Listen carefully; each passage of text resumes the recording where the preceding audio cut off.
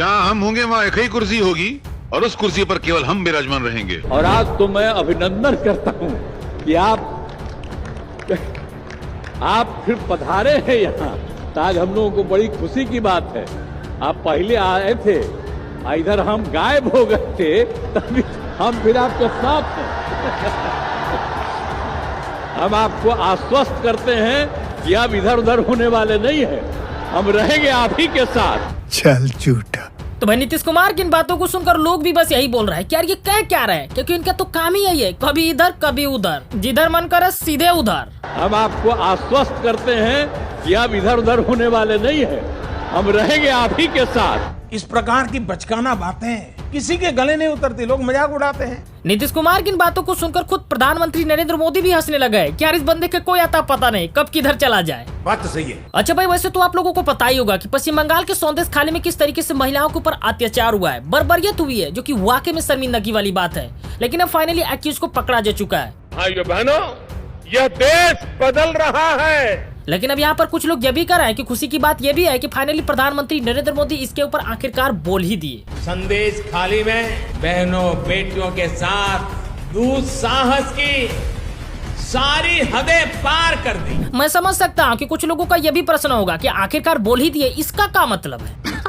सही पकड़े हैं। तो भाई इस पर भी कई बुद्धिजीवियों का कहना है कि मणिपुर भी भारत का अभिनंग है, उसमें भी कई महीनों से हिंसा होती रही, महिलाओं के ऊपर जुल्म होती रही, लेकिन प्रधानमंत्री नरेंद्र मोदी उन चीजों के ऊपर दो टुक तक नहीं बोल पाए। अब इसमें कुछ लोगों का यह भी कहना है कि खैर चलो मणिपुर तो थोड़ी दूर भी थी, लेकिन खुद दिल्ली में ही महिला रेसलर कई महीनों तक धरने पे बैठी रही और बीजेपी सांसद ब्रिजभूषण के ऊपर महिला उत्पीड़न को लेकर प्रोटेस्ट करती रही। किसी को भी पता नहीं चलना चाहिए। बीजेपी के दबाव में इन सारे नेताओं ने रात दिन लड़ाई लड़ी, माताओं बहनों के सम्मान के लिए लड़ाई लड़ी। प्रधानमंत्री नरेंद्र मोदी उसके ऊपर भी कुछ नहीं बोल पाए। बीजेपी सांसद ब्रिजभूषण के खिलाफ कोई कार्रवाई तक नहीं कर पाए। जानता है बिनो। अरे ब्रिजभूषण के अगेंस्ट कार्रवाई करने की बात तो दूर, जो महिला रेसलर प्रोटेस्ट में बैठी हुई थी उन्हीं के ऊपर पुलिसिया कार्रवाई देखने को मिली। क्या बात कर रहे हो आप? और भाई लोगों का तो काम ही है कि बैठकर किसी दूसरे का बुराई करते रहना। और नहीं तो पता है प्रधानमंत्री नरेंद्र मोदी कितना मेहनत करते हैं, वो तो अपने आप को इस देश को समर्पित कर दिए हैं। क्या बात कर रहे हैं? एएनआई के ट्वीट को देखिए, साथ ही और कई सारे अकाउंट के माध्यम से बताने की कोशिश किया गया कि प्रधानमंत्री नरेंद्र मोदी कितना मेहनत करते हैं। भोर के 3:15 बजे सोए हैं और सुबह 6:30 बजे उठकर अपने रैली के लिए निकल गए। यार वाकई में मानना तो पड़ेगा कि इस उम्र में भी प्रधानमंत्री नरेंद्र मोदी कितना मेहनत करते हैं, कितना कर्मठ है। अच्छा, हमको सिखा रिया है। अच्छा, कुछ लोग ऐसे भी होते हैं जो इन चीजों को बिल्कुल भी नहीं मानेंगे कि वाकई में प्रधानमंत्री नरेंद्र मोदी इतना मेहनत करते हैं। तो इसके लिए खुद बीजेपी ने अपने तरफ से एक पोस्टर रिलीज किया है, साथ ही इन तमाम चीजों को मेंशन किया है। तो क्या नाचो मैं? अरे भाई नाचने देखने वाली कौनो बात नहीं है, काहे कि कमी निकालने वालों को तो हर जगह कमी दिखाई पड़ती है। अब देखिए ना, कुछ लोग ये भी सवाल उठा रहे हैं कि ठीक है अगर रात भर प्रधानमंत्री नरेंद्र मोदी मीटिंग करते भी रहे और 3:15 बजे सोए और सुबह जल्दी उठकर 6:30 बजे अपनी चुनावी प्रचार के लिए चले भी गए, तो किसके लिए? अपनी और अपनी पार्टी के फायदे के लिए। इसमें देश का क्या फायदा भाई? बोलिए सर। खत्म, बाय बाय, टाटा, गया।